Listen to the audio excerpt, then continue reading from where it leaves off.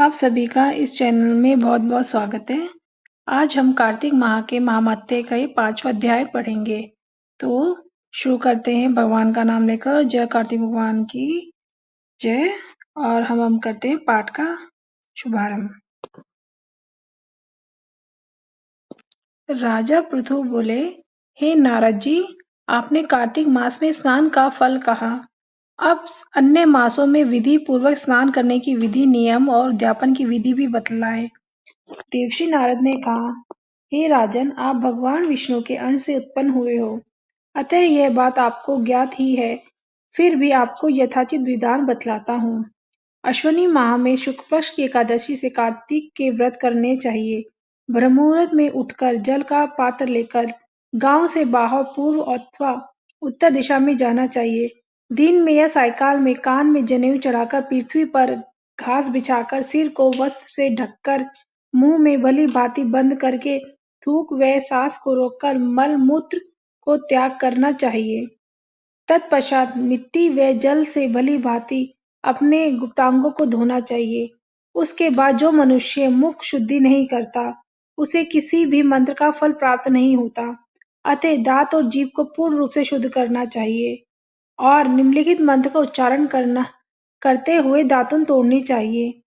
हे वनस्पते, आप मुझे आयु, कीर्ति, तेज, प्रज्ञा, पशु संपत्ति, महाज्ञान, बुद्धि और विद्या प्रदान करो। इस प्रकार उच्चारण करके वृक्ष से बाहर अंगुल की दातुन ले। दूध वाले वृक्षों से दातुन लेनी नहीं चाहिए। इस प्रकार कपास, कांटेदार वृक्ष तथा जले हुए वृक्ष से भी दातुन लेना मना है, जिससे उत्तम गंध आती हो और जिसकी टहनी कोमल हो, ऐसे ही वृक्ष से दंत धावन ग्रहण करनी चाहिए। प्रतिपदा, अमावस्या, नवमी, छठी, रविवार को चंद्र तथा सूर्य ग्रहण में दातुन नहीं करनी चाहिए। तत्पश्चात भली भांति स्नान करके फूलमाला, चंदन और पान आदि पूजा की सामग्री लेकर प्रसन्नचित्त एवं भक्ति पूर्वक शिवालय में जाकर सभी देवताओं की अर्घ्य, आचमनीय आदि वस्तुओं से पृथक पृथक पूजा करके प्रार्थना एवं प्रणाम करना चाहिए। फिर भक्तों के स्वर में स्वर मिलाकर श्रीहरि का कीर्तन करना चाहिए। मंदिर में जो गायक भगवान श्रीहरि का कीर्तन करने आए हों, उनका माला, चंदन, तांबुल आदि से पूजन करना चाहिए, क्योंकि देवालयों में भगवान विष्णु को अपनी तपस्या, योग और दान द्वारा प्रसन्न करते थे। परंतु कलयुग में भगवान गुणगान को ही भगवान श्रीहरि को प्रसन्न करने का एकमात्र साधन माना गया है। नारद जी राजा पृथु से बोले, हे राजन, एक बार मैंने भगवान से पूछा कि हे प्रभु, आप सबसे अधिक कहाँ निवास करते हो?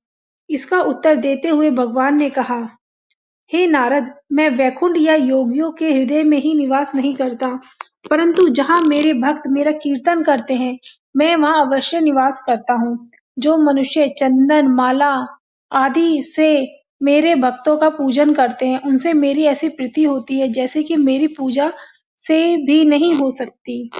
नारद जी ने फिर कहा, शीरीष, धतूरा, गिरजा, चमेली, केसर, कंदार और कटहल के फूलों एवं चावलों से भगवान विष्णु की पूजा नहीं करनी चाहिए।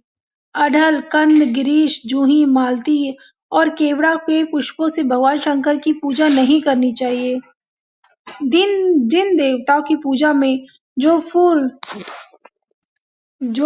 निर्दिष्ट हैं, उन्हीं से उनका पूजन करना चाहिए। पूजन समाप्ति के बाद भगवान से क्षमा प्रार्थना करनी चाहिए, यथा, हे सुरेश्वर, हे देव, न मैं मंत्र जानता हूँ, न क्रिया जानता हूँ, न मैं भक्ति से भी हीन हूँ, अर्थात मुझे भक्ति भी नहीं पता कैसे करनी है। मैंने जो कुछ भी आपकी पूजा की है, उसे पूरा करें। ऐसी प्रार्थना करने के पश्चात साष्टांग प्रणाम करके भगवत कीर्तन करना चाहिए, श्रीहरि की कथा सुननी चाहिए और प्रसाद ग्रहण करना चाहिए। जो मनुष्य उपरोक्त विधि के अनुसार कार्तिक व्रत का अनुष्ठान करते हैं, वे जगत के सभी सुखों को भोगते हुए अंत में मुक्ति को प्राप्त करते हैं। जय हो कार्तिक भगवान की जय, विष्णु भगवान की जय। आप सभी इस वीडियो को पसंद किया है तो जरूर इसको लाइक, शेयर, सब्सक्राइब करें। और हमारा नेक्स्ट वीडियो कार्तिक मास महात्म्य कथा 6वां अध्याय अपलोड है इस चैनल पे, तो आप उसको भी देख सकते हैं। जय हो सनातन धर्म की। सनातन धर्म से जुड़ी वीडियो देखने के लिए पेज को, हमारे चैनल को सब्सक्राइब करें। आप सभी का धन्यवाद।